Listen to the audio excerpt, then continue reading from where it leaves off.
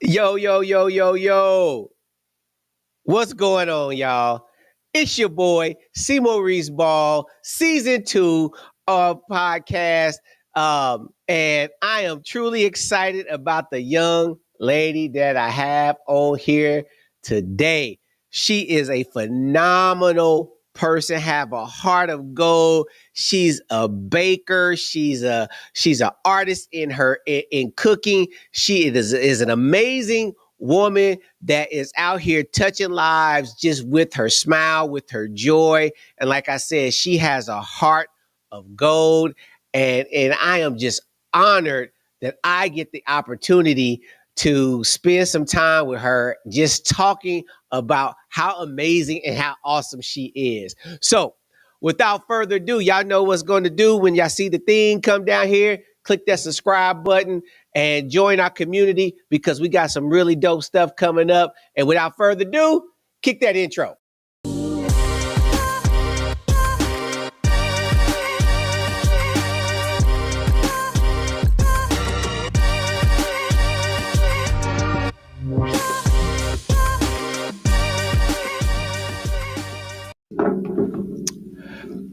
Well. I am introducing to some and presenting to others Miss Barbara Alicia Moss, known as Bam. How Hey, you doing hey, today? I am amazing. Amazing. You are amazing. You are. So, I normally have a story on how I met people that normally come on the show. Some of them have been my friends, but most of the people I met through social media. I follow them on Instagram and TikTok, and I just stalk them and just say, "Hey, won't y'all pull up to the podcast?" And mostly everybody's like, "Yeah, let's do it." And I'm like, "Okay, let's do it." So Miss Bam here is we met through TikTok. Yeah. And I don't know which room we were in, whose room we were in when we met. We started following each other. Then she became a very, very amazing supporter of the things that I do. And we just started to grow this relationship. And we got a chance to see each other at the TikTok meetup that happened in Atlanta. And I am just really honored that she said, "Hey, I'll pull up on your podcast." I was like, "I know you got a story, so we want to hear that story." Miss Bam. Hey, sugar. Listen, I think we met on the transformation team. You said something about Indiana, and I was like, Indian house or Naptown in the house. Oh, Oh, okay. yeah. And for y'all who don't know, the transformation team is a group of coaches on TikTok, and they do some phenomenal work. And surprisingly, all the coaches have been interviewed by me on this show. So they're doing some amazing things, but Miss Bam is doing some amazing things as well. I'm just excited that we get a chance to talk. Listen, I was excited to hug your neck this past weekend. It was amazing, an amazing experience. It was, and folk are putting pictures out like crazy from the weekend. I realized I wasn't in as many cameras as I thought I was in. So, Listen, you were in the and I most realized I didn't important even get a one. picture with you. Yes, yes. I said I'll see her the whole weekend and did not get one picture except the one I photobombed, which I'm probably sure K Short was probably like, "Get out my picture." Listen, that is my favorite picture of the whole weekend. That was a good time. I had a blast. So where are you currently residing? I am in South Carolina near Clemson University, like 5 minutes away. Clemson University. Are you a Clemson like fan, sports fan? Listen, I am a proud Clemson mama. My son is a Clemson graduate. And, hey, go Tigers. Oh, so you got to be committed. I'm committed. Anytime you put money towards a institution that your child graduate from, you Right. have to be a fan of that of Yeah, that college. definitely. by default because of the amount of time and money that you spent to going there. That's it. So, Ms. Bam, what's your where are you originally from? Well, I was born in Agua Prieta, Sonora, Mexico, and I was raised in Sierra Vista, Arizona. And then I moved to the big city of Tucson, and I eventually moved to Fort Bliss, Texas, where I met my ex.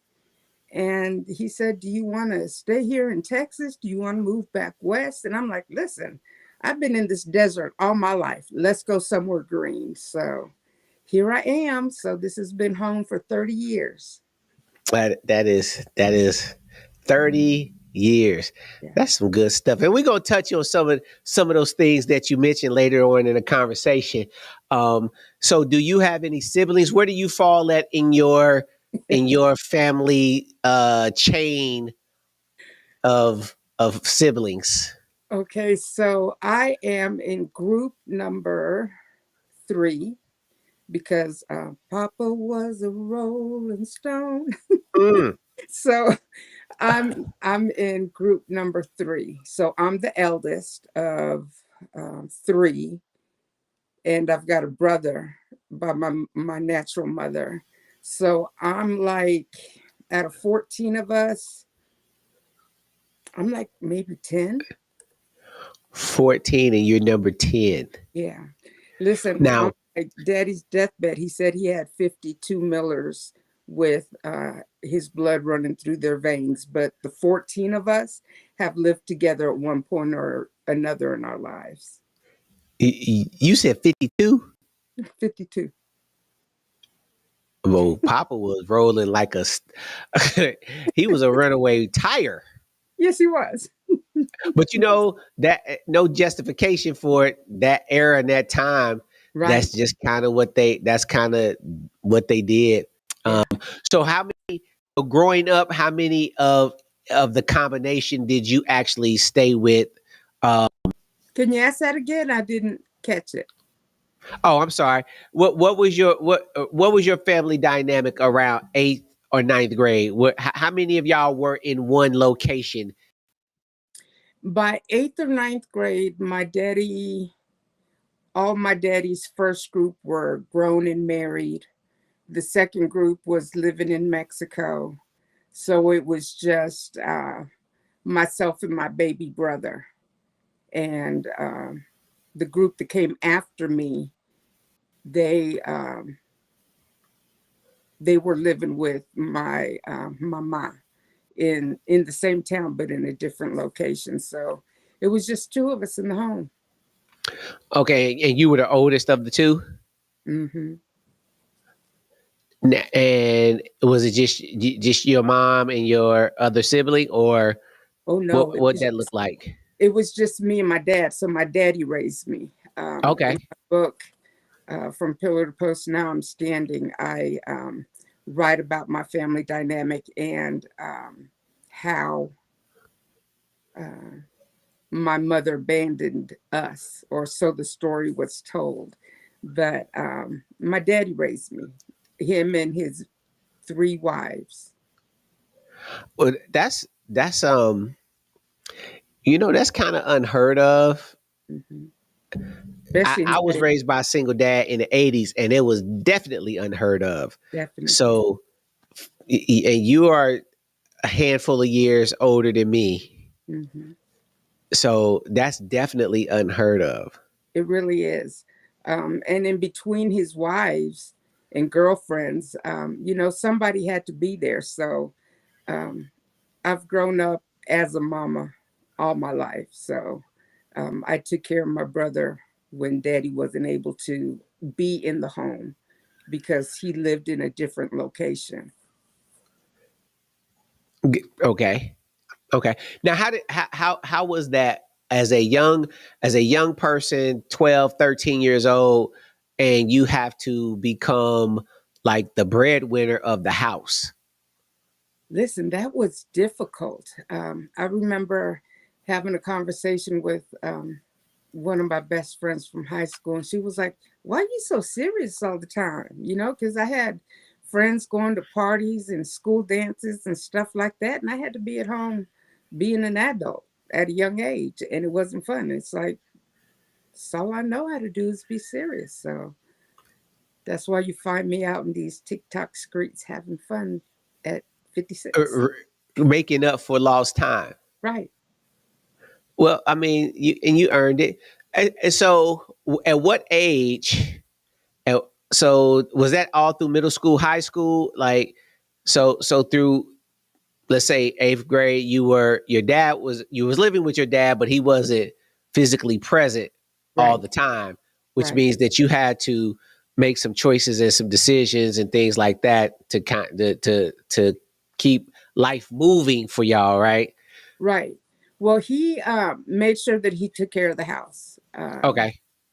He paid the rent or the mortgage, and took care of all the utilities. But he was living in another city with one of his wives working.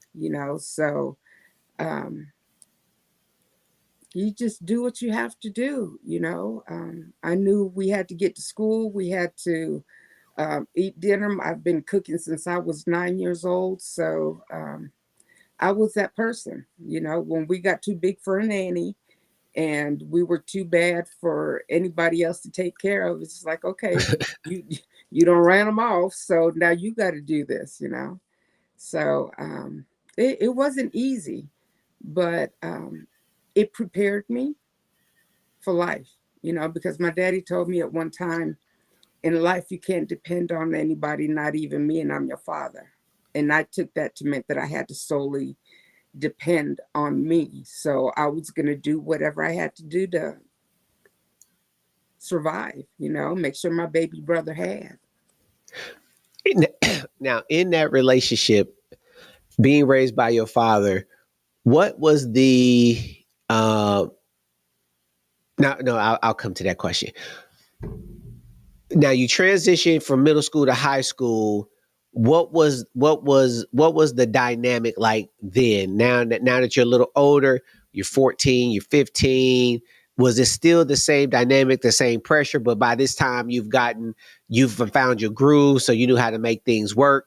Were you active in high school as far as just like like you just said, they wanted to hang out, but you couldn't. But were you still active in anything else in high school? I tried to be active. I was in the dance company in school, and I loved singing.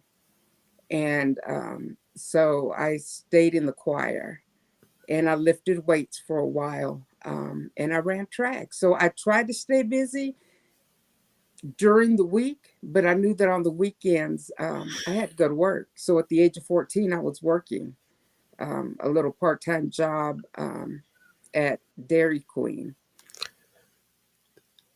Which So, which which was I mean, looking back, you probably like, man, I started working at 14. But did you get free food? oh, yeah. Listen, So it was a kind of a bonus. it really was, because I love me some Dairy Queen. And then you didn't really have to cook all the time. You take a little bro some food, some ice cream. Yeah. Now, did you do that all through high school, Dairy Queen, or did you transition jobs? I transitioned jobs. My daddy did this whole thing about putting me up under his social security number. So when it came to my getting a job the next summer at Dairy Queen, they were like, yeah, no, what we can't do is hire you back, because my daddy was messy that way. But I guess back then it was okay. So he got me my own social security card, and I started working at McDonald's and Taco Bell and Jack in the Box, and just High school stuff. high school stuff. Yeah. Yeah. Now, in your being raised by your father, happen to become a mother to your brother, hmm emotionally, what kind of space was you in emotionally? 13, 14, 15, 16. What? Were This you and oh, here's the other question I was going to ask. Did you have a solid relationship with your dad? And here's the second part of that question. And if you didn't, did it did the lack of that relationship determine how you sought and found men as you grew up? most definitely. So, as far as my emotional state, at 13, I tried to commit suicide because I felt worthless. I felt as if nobody wanted me and loved me. So I called myself, where we lived, they had little cubicles where they, excuse me, put the trash cans at. And there was a house a couple of doors down where nobody lived. So it was empty. So I called myself at that time taking a handful of aspirin and going and laying in this trash can bin and waiting. I said to myself, I'll just wait here to be taken off like the trash with, whenever the trash man comes, because that's how low I thought about myself because I didn't feel loved. I didn't feel like I deserved to be loved. So I woke up with a bad stomach ache and the good Lord didn't take me away. So I went home and didn't try it again. But the dynamic with my father wasn't all positive because my daddy was a womanizer, and this is all with love. He was a womanizer. He beat women. He manipulated women, and he cheated so much with all his wives. And the way that he treated those women made me think that, and I had the mindset that I would rather be the person that you cheat with versus the one that you cheated on, Uh-huh. because the woman that you cheated on is the one that got beat down and treated like dirt, and I didn't want that. So um, I was promiscuous from a very early age. I got pregnant at 13. Um, my father was going back to work in Alaska. And this was the last time we actually had a nanny. It was my girlfriend's mama that kept us, but my daddy paid her well. And he told her, this girl hasn't had a menses in I don't know how long because he'd come home for 6 months or 6 weeks at a time. Um, and he said, I hadn't had a menses, so take her to the doctor, get her taken care of. And I didn't find out till years later from Aunt Vi, that's what I called her, that an abortion is what my dad had the doctor do to me Uh-huh. because I hadn't had that menses. So I looked for love in all the wrong places and made a lot of mistakes, and I chose on purpose to be that person that you cheated with rather than the one that you cheated on for several years because of the way that my dad treated his wives and the women in his life. So you have a very interesting dynamic. Um, you have did you have abandonment issues because your mom left? I did. I Okay, did. so you had abandonment issues on one end, and then you had these insecurities that were driving because there was no affirmation coming Anyone. from from anyone. So and then they collided, which caused you to feel worthless, which pushed you into the place of at 13, it was depression because there was really no, but there was no word for it. Right. Right. It was like I just feel worthless. Hmm. And now once you came out of that, did did you have um did you have any positive role models as far as males or females um in your teenage years? Not in my, well, let me take that back. I was going to say, not in my teenage years. I did have a positive influence in my black mama, Belle. She worked with my daddy up in Alaska on the pipeline, and he treated her bad. But for the first time in my life, I felt like somebody had loved me. Somebody loved me. She was willing to take me out of that dark place that I lived in. From pillar to post is something that she would often say, these babies have been pulled from pillar to post. And I didn't know what that meant until later on in life. So but she wanted to pull me out of it, and I felt loved, and I felt she really cares about me. She wants to get me out of this. But in the end, she had to save herself, um, Right. protect herself. So after she shot at my daddy protecting herself, she left, and she was like, "Baby, I'm sorry, but I've got to leave." And I understood. I understood. It was okay. But yeah, she was a positive influence. And then later on in life, in my early 20s, I came across a family that I called my God family, right? Because I needed somebody at the time. And God sent me this family. They were like the Huxtables.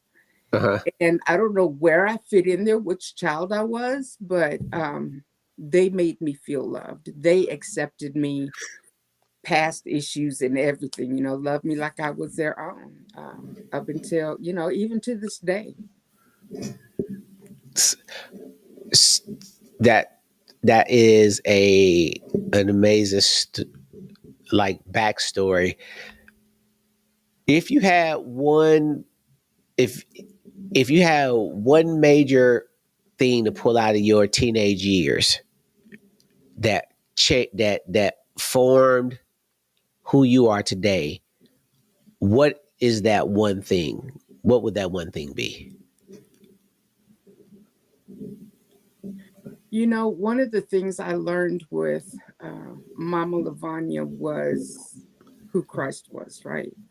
And she took me to this Baptist church, and because I was raised Catholic, but Mama Lavanya came into my life, and one of her to go scriptures was always, God will never leave you, nor will he forsake you. So I found strength in that. And I'd have confidence one minute and then I'd be down. But the thing that kept me going was that I knew I was stronger than what I believed. And Mama gave me that strength. God gave me that strength ultimately. But I learned it through my mama, Mama Bell. Okay. Okay. So we transitioned out of high school. Now you in your 20s. What was life like after high school? Ooh, it was rough. I called myself, I lost my daddy. Let me back up a little bit. I was pregnant at 17 again and went to my daddy and I told him, and this was my junior year in high school. And he gave me something and it spontaneously caused me to abort. But that was my last year in high school. And then I had to quit high school at the end of my junior year and didn't go back my senior year because he had cancer. Hmm. So now I had to work full time. So I started working full time at 17, taking care of me and my brother, trying to figure out how we were going to make ends meet with him no longer there. Um, so I started drinking. I actually started drinking at a young age, but I started drinking real heavy. And I had gotten a job at Jack in the Box. I was working at Jack in the Box, and they had an opportunity come up in Tucson. So I was like, okay, I'm going to make more money. And that's what I'm going to do. So I moved to Tucson, and it was hard. It was hard. I became an alcoholic. I drank um, for 6 months straight. And I didn't have to go to work because by that time I was receiving monies that my daddy had put in a trust for us kids, for my Mhm. brother and I. And excuse me, I'll be with you in a minute, okay, Mama? So my grandbaby came in. It's time for her to read. But I sat in my apartment for 6 months straight, and I'd wake up every morning about 7 o'clock, and I'd wait at the Dunkin' Donuts, have my coffee until Walgreens opened, and if that Walgreens they sold alcohol, and I'd go get me a fifth of gin, and I'd have my little drink, go to work, be good, come back, do whatever I had to do, and it was rough. I really, really didn't like myself. I didn't know which way I was going. I didn't have anybody that cared for me because the two people that I was seeing at the time again were married. Um, and it was rough, Maurice. It was rough because I So didn't so like so the me. drinking so the drinking, was that to mask the pain? What were you trying to escape from um when you were when you were drinking? What was the root of the that was pushing you to drink? Um, Not liking myself and just needing something to mask the pain that I felt emotionally. And that's all it was emotional pain, not believing in me, not liking in me, because here I am. I've lived this life, and nobody wants me, nobody loves me. I was like that elementary song, nobody likes me, everybody hates me. And alcohol changed that for me. It made me a different person. Now, I if I drank brown liquors, I became really evil and nasty. So I tried to stick to the clear liquors, which made me happy and bubbly and, just an okay person. I could look in the mirror and like me. Okay. It it gave you eyes for yourself. Yes. So you can see yourself and be like, "Oh, I You're not like too bad. her." Hmm. You're not too bad. Okay.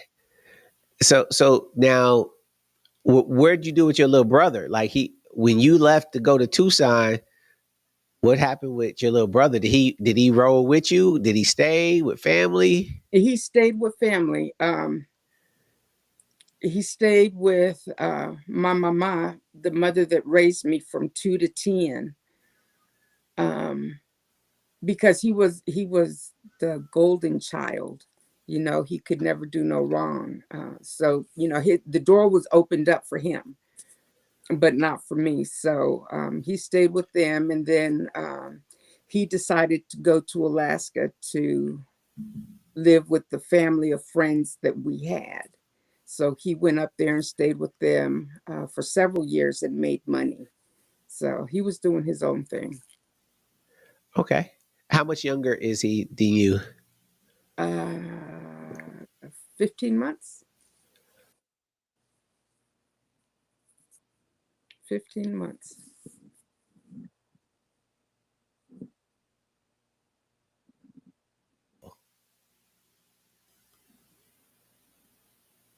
He was really on your ankles, like as you was growing, as like 15. If you said like 5 years, that's a huge gap. But now he right there on your ankles Yeah. as you trying to get things going. Yeah. Okay, okay. Now so in your 20s, you became were you reckless? Were you Hmm. I was. I was. Uh, put some pieces together? I was Were you reckless. I, for the first time in my life, had an I don't care attitude, or tried to have an I don't care attitude. It was all about Barb. So I was in the nightclubs. I was drinking. I was, partying a little too hard. But I'd still go to work. I was able to still maintain my job. Um, but I did what I wanted when I wanted, how I wanted. I didn't have anything or anybody stopping me. Yeah, I've been in that space. Uh-huh.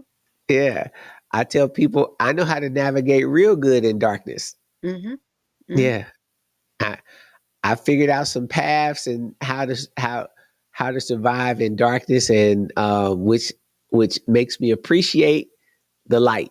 Amen. Right. Like Being I able to see. here. Yeah. Yeah. So in your so you going on this path. Did you have anybody trying to say anything to you to kind of be like, girl, you a little wild, you need to slow down? Or were they just as wild as you and y'all were just all wilding at the same time? Listen, my godparents tried doing that for me, but I was grown, living on my own, doing my own thing, and you can't tell me nothing, but you can tell me something. They would tell me what they felt I needed to hear, and I would either accept it or I wouldn't. And yeah, I. But there was a time that came that I was like, okay, I've got to do something different, right? I can't Uh-huh. keep doing this.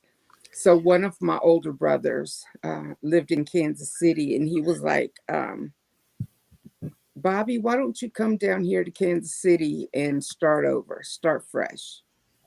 Nobody here knows you. Um, you can start new and you'll be okay.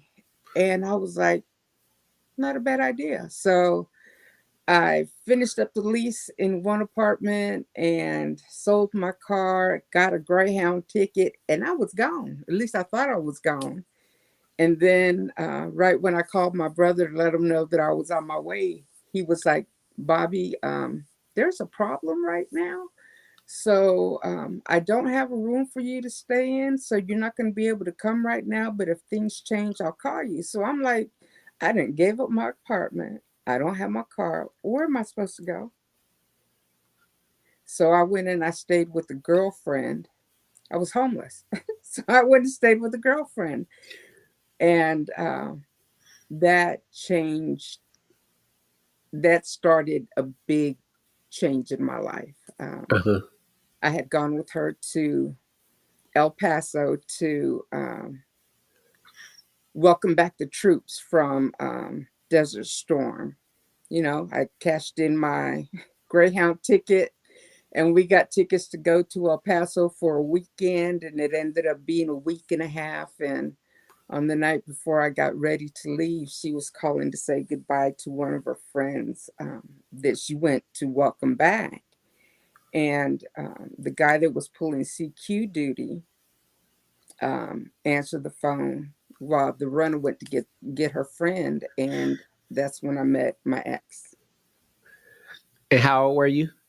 I was 23. You were 23. Hmm. Broken 23. Broken, broken, broken, and homeless, and I just, yeah. Now, now in that, though, like those are still some epiphany moments that's going on in there, right? Like you're not where you desire to be at 23 or what you had planned out in your head, but you were not technically on the street. Right, right, right. Because I never thought I'd never have a place of my own, because even when I lived in my father's home, when he told me I can't live for free, I was still giving him money, because in life you can't live for free. So, you're going to have to pay rent, lights, whatever. So I'd give him half of my paycheck and then, take the rest for myself. So, but no, I wasn't out on the street, but I didn't have my own. And I had no clue what was going to come next. But I did know at that time that I wasn't happy being that kept person. I wasn't happy not having somebody to call my own. I wasn't happy with me. So I had let the relationship, it wasn't even a relationship, the situationship that I had go. And I met this man over the phone, and he came to our room, asked if he could come to our room to meet us before we got on the bus to head back home the next day. And I fell in love with this big old beautiful smile and this um, redhead with freckles. And I just knew at that point in time that I was going to be with him for the rest of my life. And that's where my life started to change. 6 months after we met, we got married. Okay. I, I'm I'm I'm I'm with that. I don't recommend it, but I met my wife in September, got engaged in November, was married in May. So Hmm. I, Quick. I yeah, now I 100% Yeah. don't recommend it. Nope. I don't tell nobody to get on my track because Hmm. you got to be in a very special place with God Really, really special place. to be able to move like that. Okay, so y'all meet, you fall in like with him.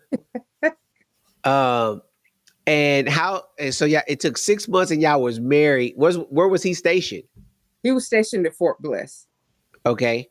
Did y'all got married? Did you move to Fort Bliss? I did. I Okay. did. So I met him that April. That June, I went to South Carolina to meet his family. He asked me to marry him that June. That August, we came back from South Carolina, and September, he left out to the field. And November, he came back. I had driven to El Paso to pick up his car because he didn't want to leave it at the barracks. So I kept his car while he was out in the field. And when he came back, he was like, "Are you ready?" I was like, "Yeah." So I packed up his red Cavalier and drove to El Paso with all my belongings in that car. And there we were. 23. Were you 20? You were 23, That's 24? 20. Mm-hmm. And Yeah. how old was he? He was 23 also. Okay. Now, did he have any examples of marriage? Oh no, not at all. His Okay. so his daddy lived across the street from his mama, but his daddy lived across the street with all six of his children except for him. And he was raised by his mother and his stepfather, and that was a very violent relationship from what I understand. And yeah, he had So no so example. you have you Hmm. who had no examples on how to be a wife, have him with no examples on how to be a husband. How was that how was that? My godmommy told me, she was like, "Barbara Jean, are you sure you know what you're doing?" I was like, "No, ma'am, but he says he loves me and I love him." And she was like, "Well, you can always come home." Um, 6 months into our marriage, I was packing up my stuff and going back home. And she told me, "What you're not going to do is quit." She said, "Because marriage is work, baby." She said, Oh, "You can't just quit when it gets hard. It's not easy. Marriage isn't going to be easy. So stay here for a minute, regain your composure, and go back home to your husband." wow, that's some very solid advice. Yeah, That is solid advice. yeah, yeah, Yeah, I'm not gonna be your scapegoat. yeah, I tried to catch you on the front end, but you was like, you had it. yeah. Yeah, I, you gotta go work this thing. You gotta go walk this thing out now. mm-hmm, mm-hmm. Okay, so what were the first year, 2 years, couple of years? Where were y'all? What was some of y'all major disagreements? The major disagreement that we had was that he wouldn't get rid of that little piece of paper with the extra numbers that he had in his wallet. Okay. Yeah. So 6 weeks into our marriage, he was seeing somebody. And I was like, nah, that can't be happening. But I was working at Jack in the Box because I transferred jobs. Uh, went to a larger city, got a little bit more money, but it was a third shift. And I remember coming home from third shift one day and my sheets being thrown on the side of the floor after I just changed them. And and that was way before cell phones. And I was like, yo, what happened? And he was like, well, I got drunk and I peed in the bed. I must have had Winnie and a Foo Foo written across my forehead because I was like, okay. But I had security. I had somebody who loved me. And at least Uh-huh. he wasn't beating me. Right. Yeah, he was cheating, but he wasn't beating you. So, I Is turned that how you justified it? yeah, yeah, it is. And then you really became full circle, right? Mm, Because you were the other woman at one point, right. and it came full circle. So now you're on the other side of the coin, having to process these emotions. Mm-hmm. But so you allow security, and this is not. I'm just saying, like, because this is what a lot of people do. You're young, you don't have. I'm in a good place. The money's coming in. I got a roof over my head. Yeah, I can uh, deal with some of this stuff as long as it didn't come physical. Did it ever become physical? It did at one point. But that was years later. So the first 2 years of marriage were hard because I was in a place, I wasn't happy, I knew what he was doing. And at this point in my life, I was in physical pain because I was well endowed and I had back problems. And that weight from my chest caused me to hunch over it and be in so much pain that Uh-huh. I was going to doctors and I was given medication because army doctors, they're good on giving medications that'll make you feel better. Oh yeah, they'll write you some prescriptions in a minute. In a minute, in a minute. So I was depressed about my dad. I was about losing my dad. I was depressed because my husband was seeing somebody and I wanted a baby and I was trying to have a baby and couldn't have a baby. And it was like everything was crumbling around me. So I got to a point where I took a handful of pills again, but these were hydrocodone, which was Okay. a little stronger than the aspirin that I had taken when I was 13. And I had told Bobby what I had done. And he was like, call the hospital, let them know I'm bringing you. And they pumped my stomach, and I ended up in a psych ward for 7 days. And he told me on day 3, if you ever do this again, I'll leave you. So I just learned how to suck up that pain, all of it, and keep it inside. Uh, Now, that was not healthy. How did you how so when it finally resurfaced, did you did you crash out? Like, was it sideways? What, over the course of this marriage, you bottling everything in for the sake of staying in this relationship with the fear of he's going to leave me if I do something. At what point in this marriage, 10 year, how long were y'all married? it was 2 years when I tried that. And how long were we together? 27, 25 years when we finally split. So 25 years. You it, so you seen the signs, you seen the flags, you justified it. Um, what was the thing like around year 10 that kept you in a toxic relationship? Was it the security? It was the security, and because I didn't want my son to grow up in a single parent home. Okay. I felt it was better for him to have two parents in the home. So, what I wouldn't do was argue or fight in front of my son. I'd always, when I felt something bubbling inside, I would send him off to a friend's house. But he felt the tension and didn't realize it till years later. He was like, "Yeah, no, I felt it all. I heard the cries at night when he would go to work." He said, "I felt it all." So, um, and that was hard. And at that time, I was still drinking because that helped me stay right here.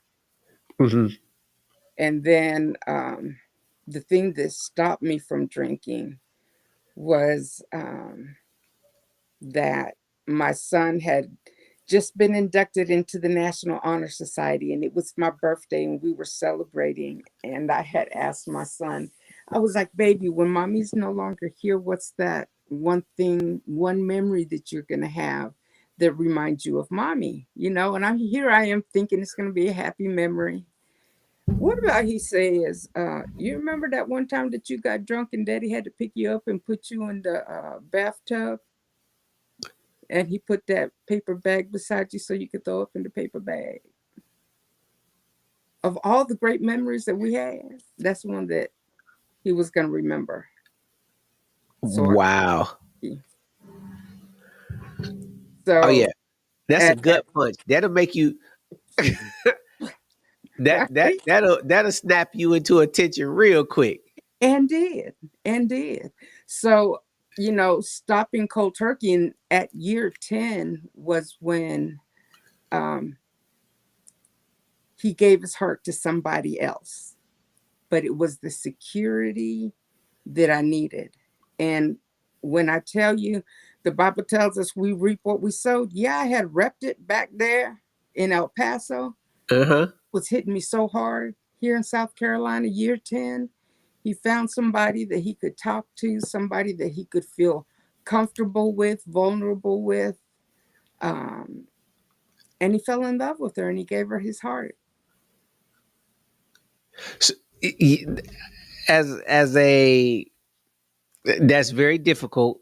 I already know that was a very, very, very, very difficult process. Mm, But did you look at yourself and say, what happened to me? Well, because you ever that person?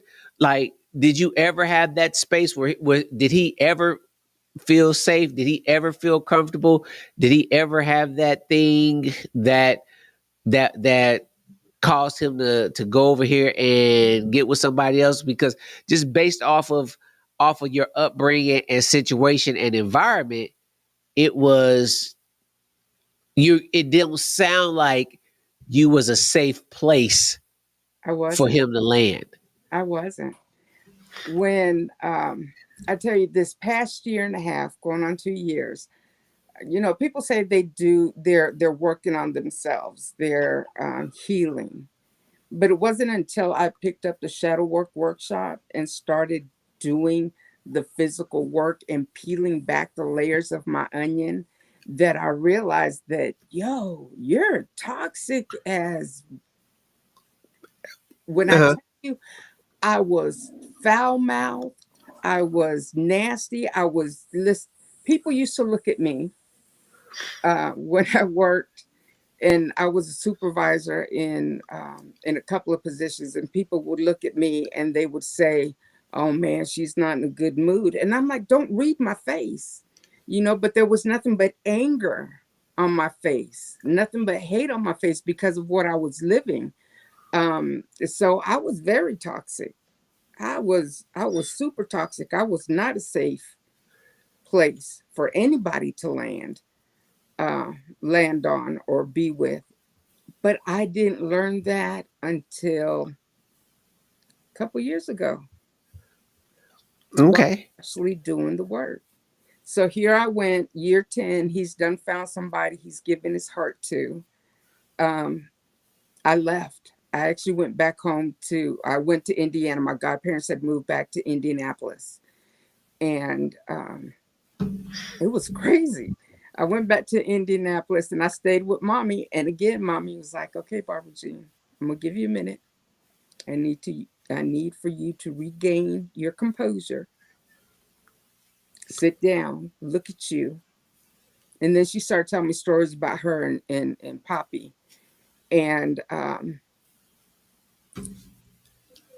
worked on me, but I was about to lose my house. I was about to lose my car. Everything came crashing down around me, and I wasn't ready for that. So I came back, and we stayed apart for a few months. And then he moved back in so that we wouldn't lose a house, so that we wouldn't lose a car, so that, our son wouldn't.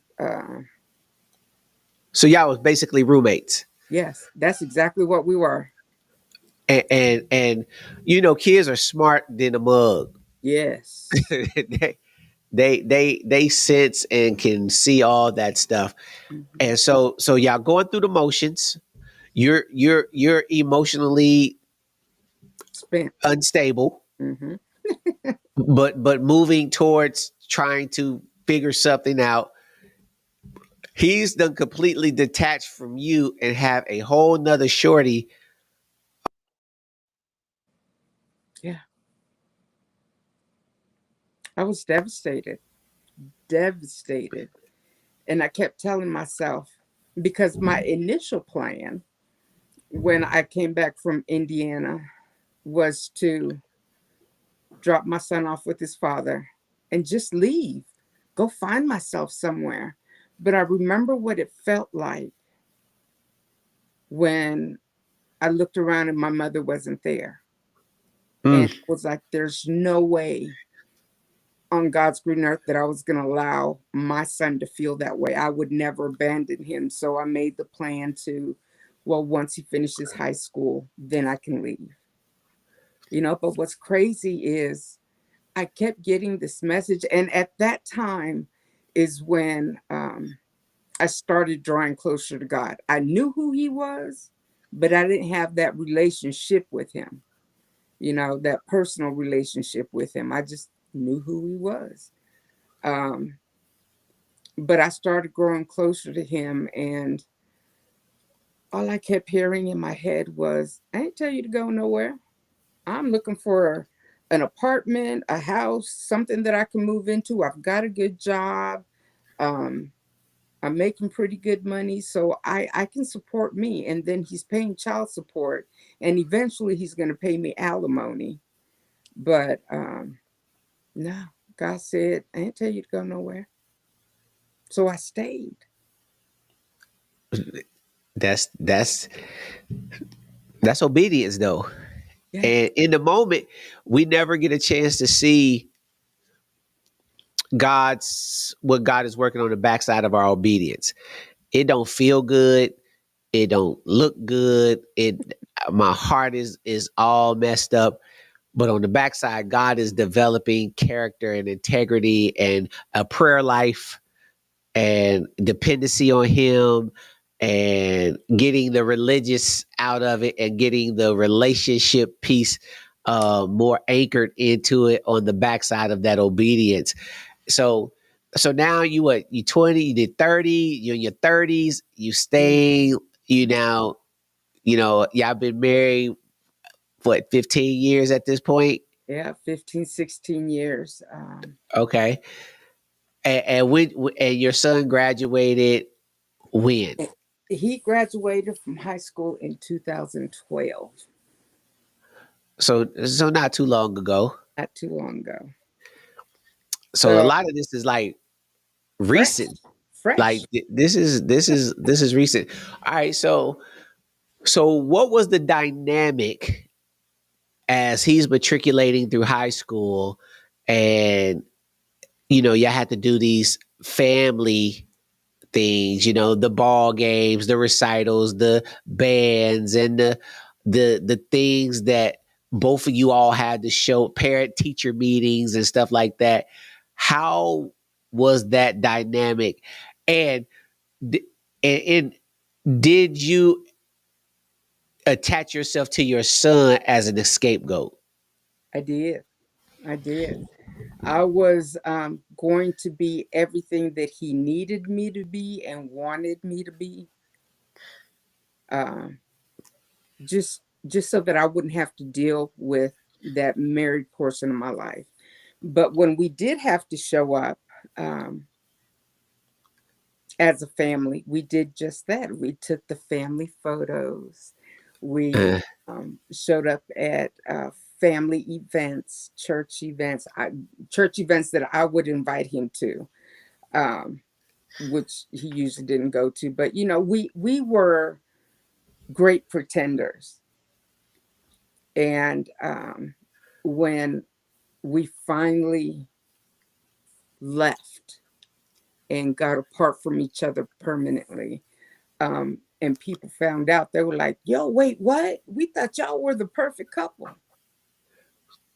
We even went as far. Well, Chino finished high school, went to Clemson University, got married, and then continued his academic studies, and I got real sick in the process. So uh-huh. 2017, I lost my birth mother and started having issues. I was trying to lose weight because I was a little fluffy, and started walking, but I started getting short of breath and things just weren't feeling right. So I went to see a doctor, and they found that I had issues on the backside of my heart.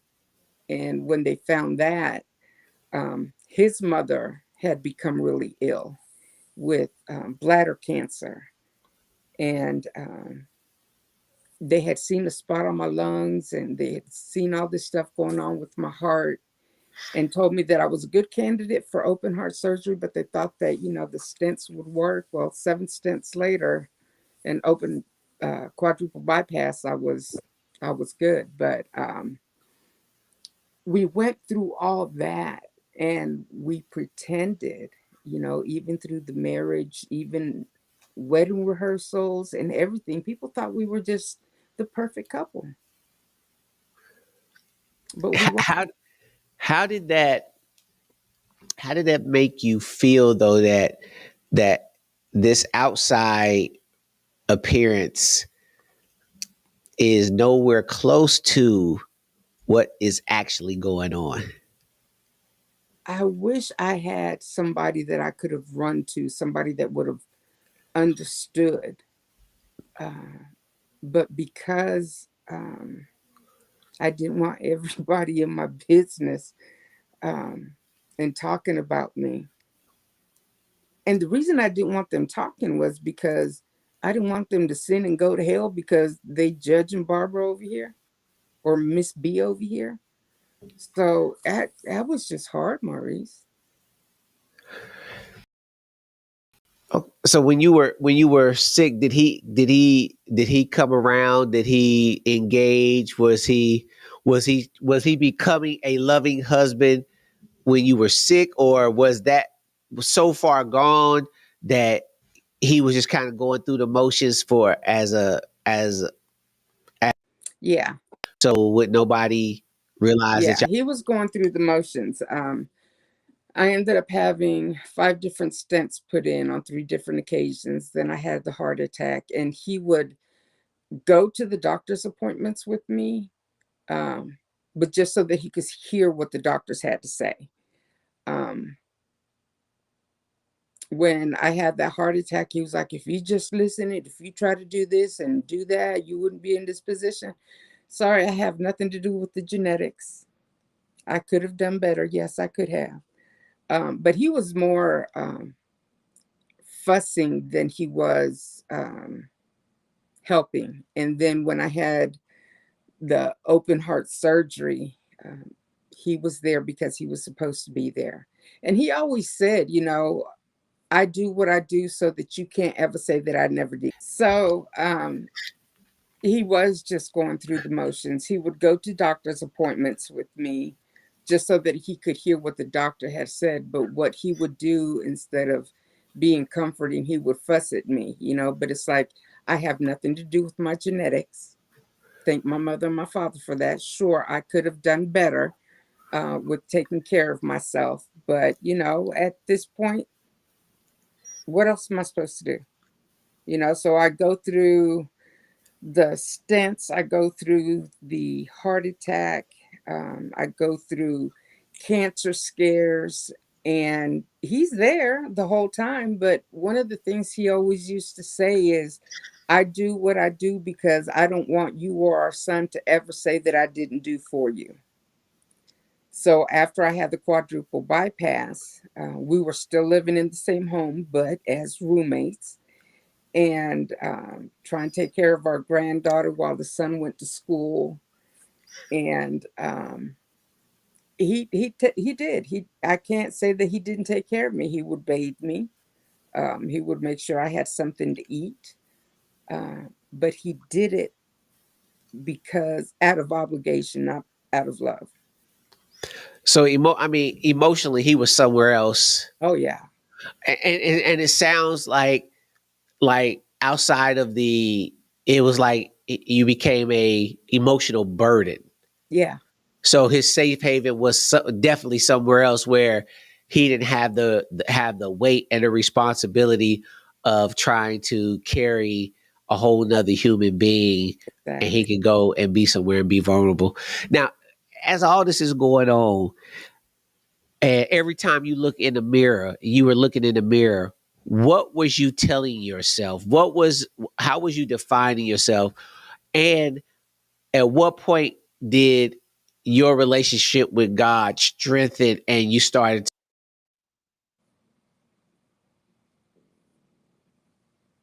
business? All I heard was strengthen. Oh, okay. See, and so after, so at what point, at what was you telling yourself when you looked at yourself in the mirror, knowing that, were you counting down the days as to when your son was going to graduate high school so that you could make a move? And at what point you did your relationship with God strengthen? Uh, it was after my son graduated from high school and after he graduated from Clemson and after he got married. It was around 2018, around 2016 to 18, where my relationship with Christ actually strengthened because I had started working. I had great jobs. I had great jobs. God's blessed me to be able to work with amazing people. But when our granddaughter was born, she was born with GERD, and somebody needed to take care of her. So while my son and his then wife worked and tried to go to school, so I started working at behavioral health services, and life got kind of hard then too because when I tell you stress will kill you, part of my stress was a supervisor that I actually went to church with. And nice, nasty, ooh, that was hard. So she took me to a point where I would have like nightmares to where I would go in there, shoot her imp, and then turn myself into the police. That's how bad it got. And then I left that job. I was able to leave that job to go to another job where I took care of children. in a foster home. And my relationship with God got stronger then. And it's because I told my papa one day, my ex's uncle, who's my son's godfather, I told him, Papa, two things are going to happen while I'm on this job. I'm going to draw closer to God because I was getting called everything but a child of God by the children that I took care of. And my health is going to get better. Um, so around 2019, like I said, I'd always known God, but I didn't start that relationship with him. I didn't get deep into him till about 2017 to 19. And then in 2020, when they had to unplug me and turn me back on at the height of the pandemic and nobody was in the hospital with me, I was like, yo, I remember the receptionist telling me, oh, your husband can't come in here. I was like, what do you mean? I'm about to have open heart surgery. She was like, Mm. oh, man, it's COVID. She was like, nobody's allowed in here. And I was like, how am I going to do this? I'm all by myself. And I sat down and the Lord told me, spoke to my spirit, and he was like, what about me? He was right there by my side for those 10 days that I was hospitalized, from the moment that they turned me off and turned me back on. 8, 10 hours later, got up, got to moving. He was right there by my side. So it's been me and him. And he looks at me often. He's like, that's my child, but I love her. So that I mean, this is all so what? How long?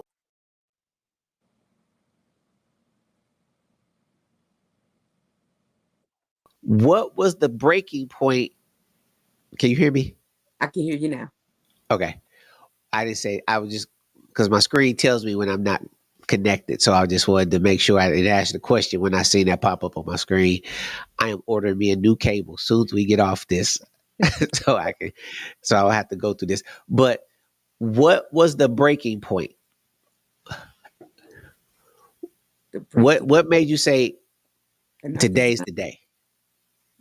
So I was working um, at the foster home, and I'd already had the surgery, and I was trying to recuperate. So I had to take cardiac rehab from April until September.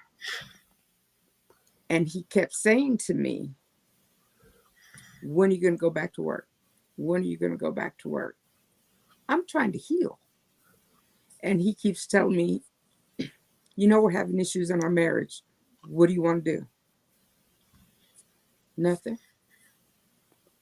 He keeps telling me, we're having issues in our marriage. What are we going to do? And he keeps saying nothing. So I'm like, you know what? It was September. I told him, I'm tired. He kept calling me from work, talking about, we need to talk. We need to go see a counselor. We need to do something. He's like, this isn't working. But by this point, I'm just so withdrawn. I couldn't get with him physically. And when I'd come home from working 3 days on, 4 days off, I'd come home emotionally drained from the girls. And um, I'd come home and he would talk. He would talk to our dog, like he'd have a whole conversation with our dog, Socks. And then when she passed away, he'd have a whole conversation with our infant granddaughter, our newborn granddaughter, versus having a conversation with me. And I was like, I can't do this anymore. And he called and he said, well, we need to do this and I need to do that. I told him, you know what? How about you allow me to finish cardiac rehab and I'm out? And September came. I finished up my cardiac rehab. I'm thinking, Lord, I don't hear you tell me not to go. And I'd sit in my living room and I'd cry out. I'd be in tears, just crying out, trying to tell me something, help me here, you know. But I didn't hear him tell me this time not to go. So, finished cardiac rehab, looking for jobs, and the Lord laid it in my spirit. He was like, "But you already have a job." And I'm like, "Where?" And a friend that I had met that runs a community center had offered me a job and told me, "When you finish recuperating from your open heart surgery," she said, "just come here. I got you."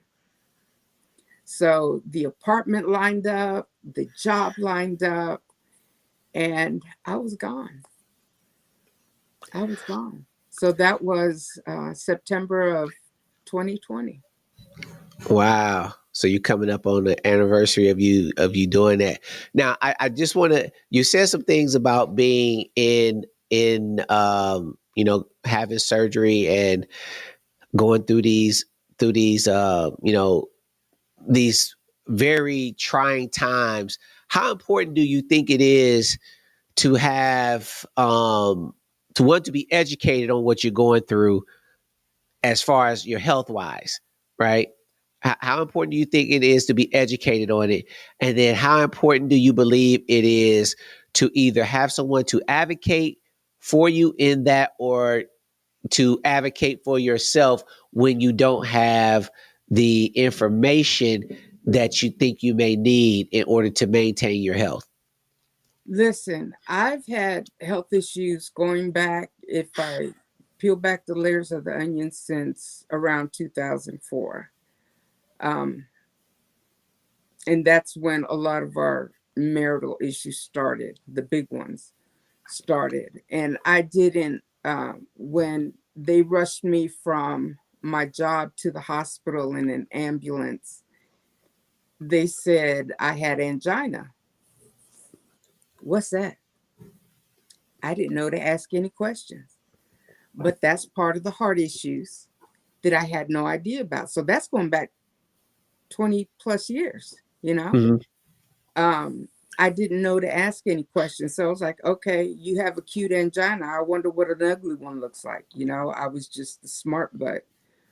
Um, then I got diagnosed with diabetes. My sight was going. I didn't know what questions to ask. I had quit smoking. I asked God to take the taste out of my mouth. I couldn't breathe. Um, First thing I'd do in the morning when I woke up, even before I said, "Thank you, Lord," I'd go outside and I'd have a cigarette. And one morning I asked him, "Take this taste out of my mouth." And I quit cold turkey.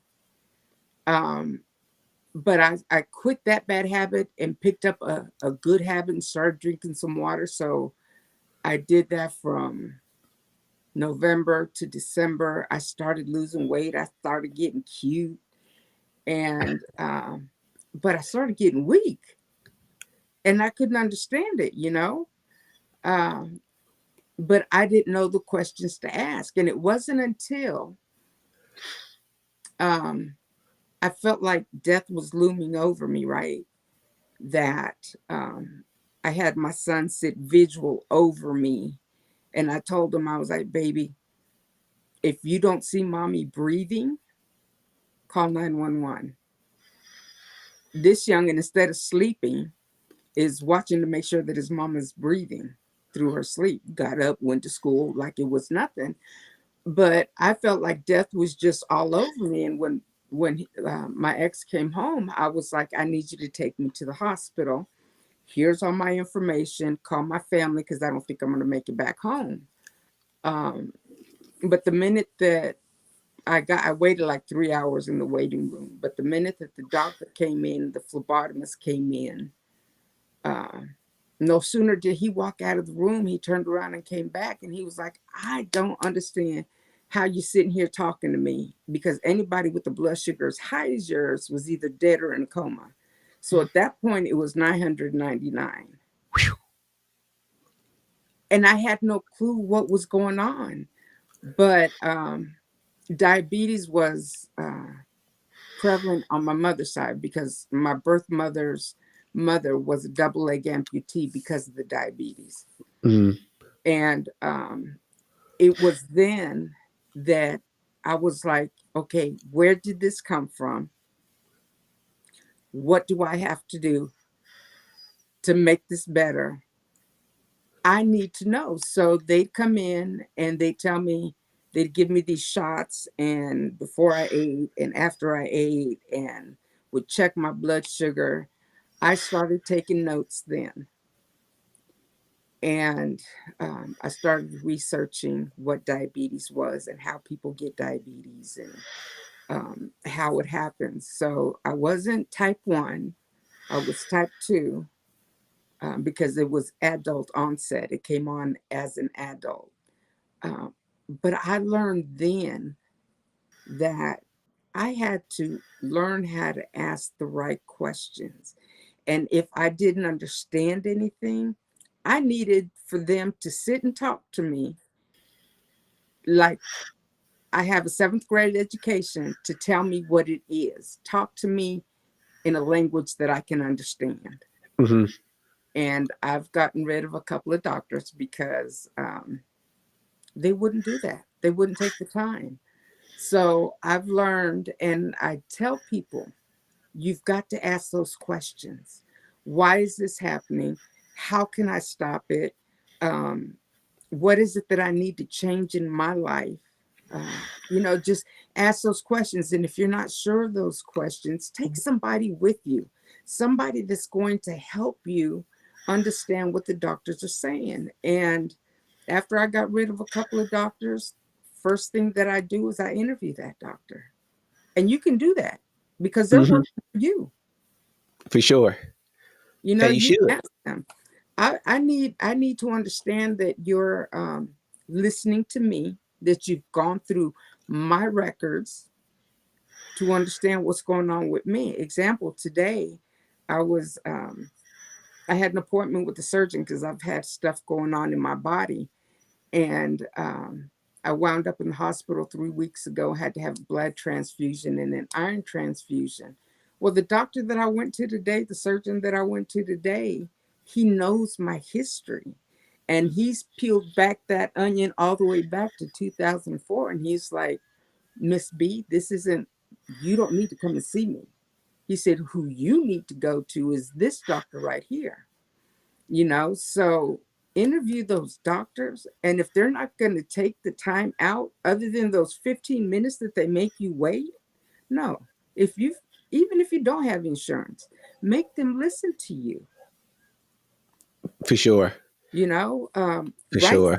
down. I've got notepads from in my gallbladder surgery, from my open heart surgery, from my stents, going all the way back. They give you, when they release you, they give you a set of instructions to go by. And if you don't understand it, get somebody to explain it to you. But I tell people, especially older people and younger people, that think, well, I'm good. I'm good. No, if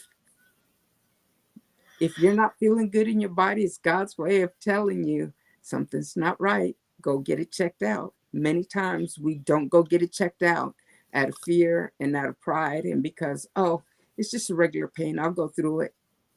The sooner Right. you catch it, the better.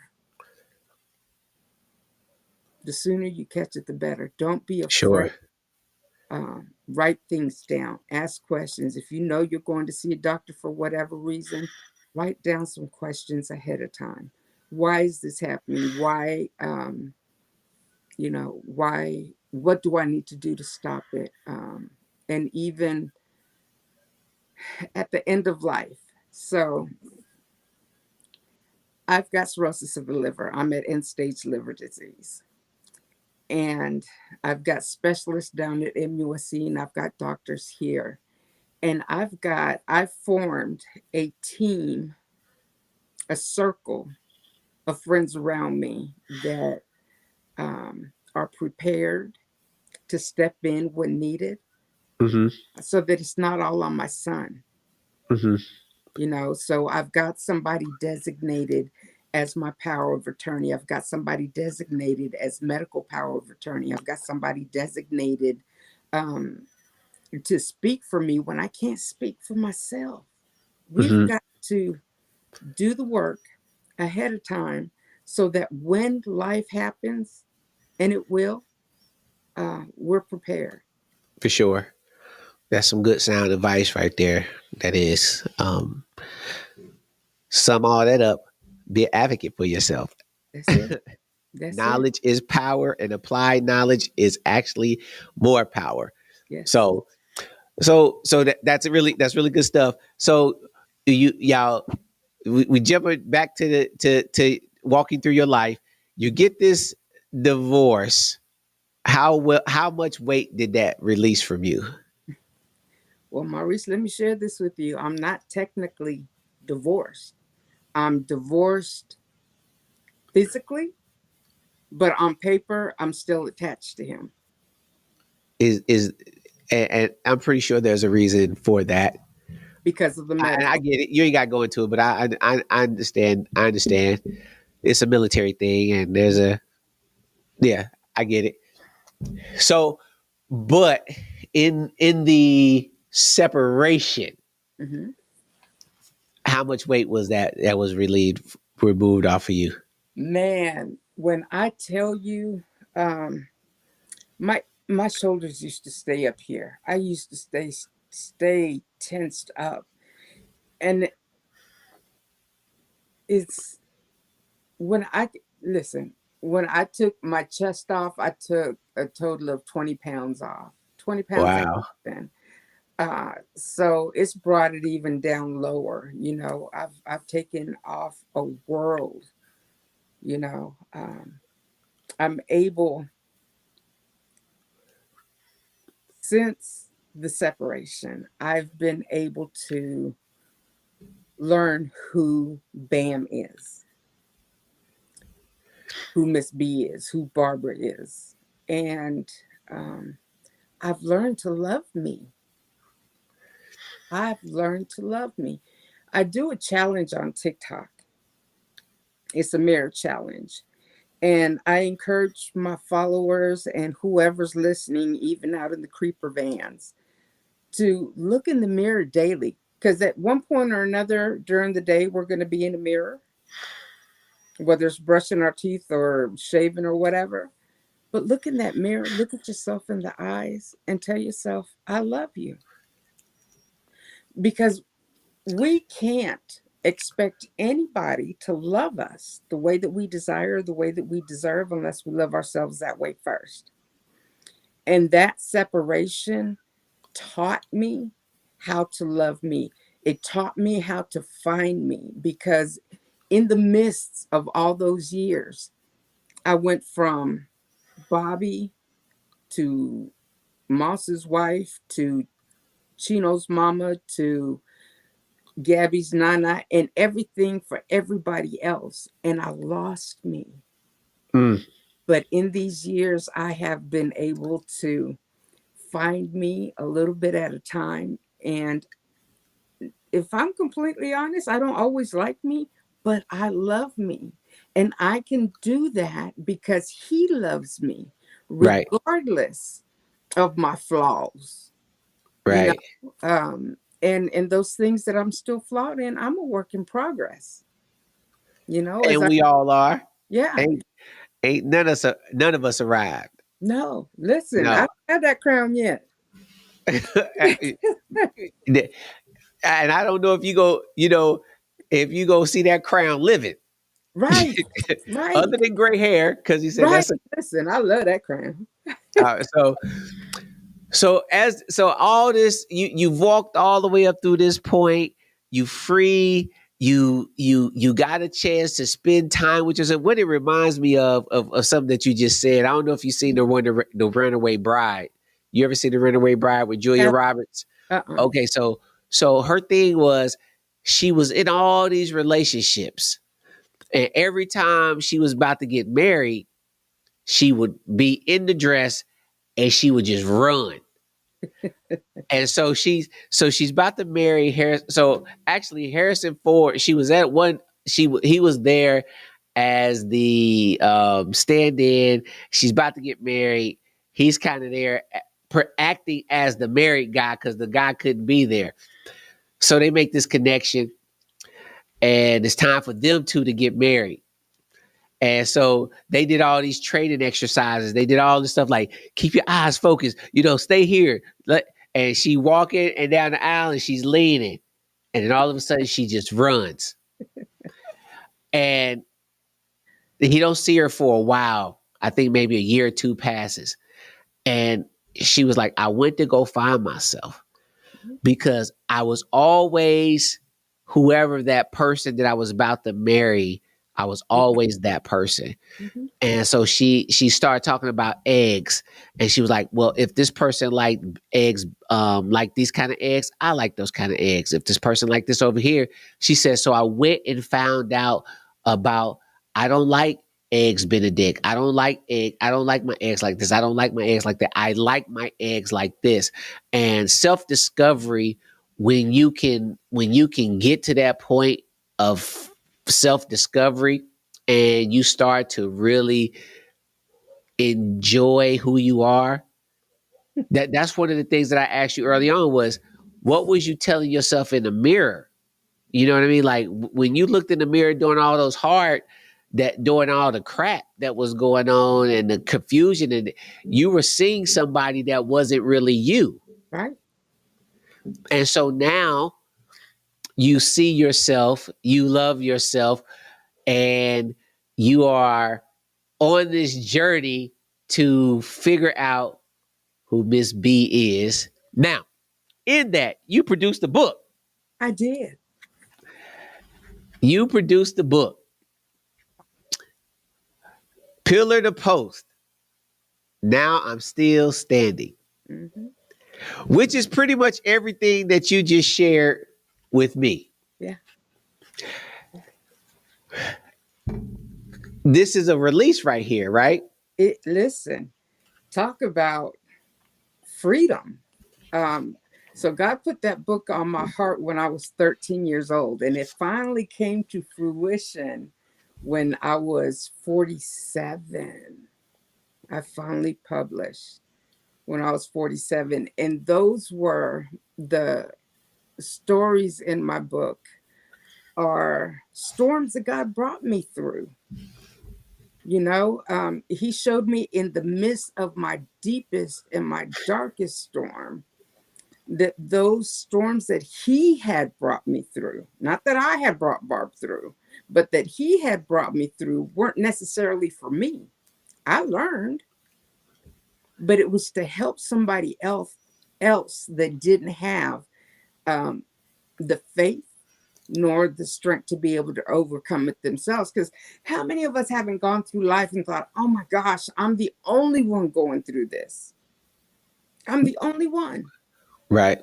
But he showed me that somebody else needs to hear that. So I wrote From Pillar to Post, Now I'm Standing, to help somebody get through. And if I never made any money off of it, I'd be okay.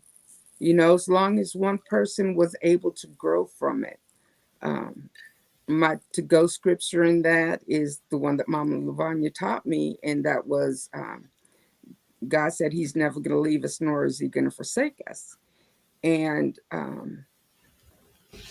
during those storms, I had this much faith. It's the size of a mustard seed. Mustard seed. And it's grown. I've grown through those storms. And I want to help. My life's desire, my purpose is to help somebody get through their life and to draw closer to God and to know that he is real. In those times that we don't see him or feel him, it's when he scooped us up in his arms and he's carrying us through those storms. 100%. Woo, woo, woo. Come on up in here. So, y'all, look, check this out. I'm going to need y'all to go cop her book right here. Pull up on Amazon and go cop this book. $20. And she just went through some of the things that are in that throughout her life. I'm pretty sure we could have dug deep into some of these other things that had some depth and some substance to it that we didn't have a time to touch, that you're going to get in this book that's going to free you and help you move forward. So really go and check her out. Go buy her book. She is an amazing person. And I think that y'all should just go and support her if you haven't already gotten the book. And I am really excited that she has some other things that she's working on. Um, God damn it. God damn it. Come on. Listen. God damn it. So share a little bit about God damn it. Okay, so God damn it. My daddy taught me how to cook at an early age, and one of the things that he loved to make was brittle. So he taught me how to make this brittle when I was like 9, 10 years old. And the crew, the group that I connect with on TikTok, at the beginning of the crew, when they were forming, they decided to do a meet and greet for the core crew so that we could figure out what we were going to do, how we were going to do our meet and greets and all that good stuff. And I wanted to be there, but I couldn't be there. But I was like, I want to be there. So I sent them a cream cheese pound cake, uh, my OMG cookies, and some pecan brittle. And Kaya, he's I am Kaya 04 on TikTok. He took out a piece of that brittle and he said that he bit into it. And when he initially opened the bag, he could smell all the butter. So he said when he bit into it, he was like, God damn it, that's good. And that's where she came from. So he created my logo. So my LLC is actually Sweet Blessings by Barbara, but God damn it is my new logo. So And let me tell y'all, I had some brittle. I had the pleasure of being gifted some brittle that I took to an event, and I left that brittle sitting there, and I looked up, and the brittle was gone. And then it was some kid there. He was like, this is good. So I interviewed about 5 or 6 people that ate the brittle, and all of them had nothing but good things to say. My son, he's not a real big sweets or candy eater, like not at all. But I gave him some, and he was like, "Yo, Dad, this is good." So it was so and to hear him say it was good, I take that carries a lot of weight because he just special like that. But and my wife doesn't really eat brittle. She really doesn't eat brittle at all. But she tasted the brittle, and she was like, "If I ate brittle, I would love to eat more of this." all right. So y'all look, when she get up and going, go and cop y'all some brittle from God Damn It Brittle, and get y'all some brittle. And she has some other things that she's in the process of creating. So just be on the lookout for those things right there. Go follow her on TikTok right here at Bam Moss 52. Go and follow her. She got some good content. She goes live. She hangs. She sits on her porch, and she gives us an opportunity to see her amazing backyard with all the greenery and the sky and all that other stuff. So go follow her on TikTok and support everything that she's doing. Go get her book, get you some brittle, go follow her on TikTok, become part of her community, support her, and do what's right when you get with her. Because she's an amazing person. And so I have one last question that I want to ask you. What is something that you didn't pay attention to growing up that you had to learn the hard way, or when you were younger that you had to learn the hard way as you got older? Mm, to love me, Mm. to love me. Because of all the negativity and all the abandonment issues, not feeling pretty, because I was called things that made me feel unpretty or just ugly. Uh, but I learned to love me, and it took my going through. If you ask me, would I go back and change anything? I wouldn't change a thing. All the pain and hurt that I've been through, I wouldn't change a thing because it's created the woman that I am today. For sure. Yeah. For sure. So self love is Self-love, important, very important. important. It's a must. It is. It is. And that's a great, great life lesson that will help a lot of people just by figuring that out earlier than what you were able to figure that out at. And as you said several times already, is your journey as we're walking it out is not for you. The journey is actually for those who are falling behind you on that path.